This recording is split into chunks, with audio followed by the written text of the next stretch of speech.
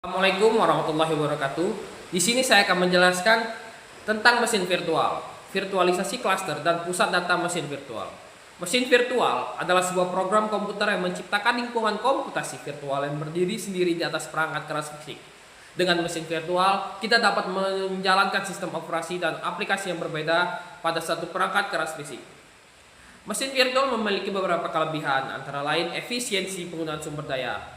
Mesin virtual dapat membagi sumber daya perangkat keras fisik seperti CPU, memori, dan penyimpanan, sehingga dapat meningkatkan efisiensi penggunaan sumber daya.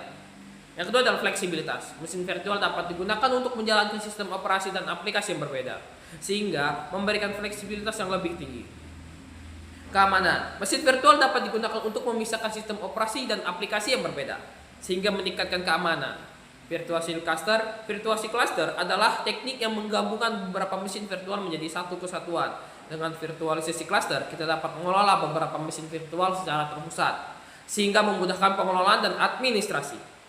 Virtualisasi cluster memiliki beberapa kelebihan, antara lain itulah konsolidasi, di mana virtualisasi cluster dapat digunakan untuk konsolidasi beberapa mesin fisik menjadi satu mesin fisik, sehingga dapat mengurangi biaya dan kompleksitas pengelolaan. Itu skalabilitas. Virtualisasi cluster dapat diskala sesuai dengan kebutuhan, sehingga dapat memenuhi kebutuhan yang harus meningkat. Ketahanan. Virtualisasi cluster dapat meningkatkan ketahanan sistem karena jika salah satu mesin virtual mengalami kegagalan, mesin virtual lainnya dapat mengambil alih bebannya. Pusat data adalah fasilitas yang digunakan untuk menyimpan dan mengelola data dan aplikasi penting bagi sebuah organisasi. Pusat data biasanya terdiri dari banyak server, jaringan, dan perangkat penyimpanan.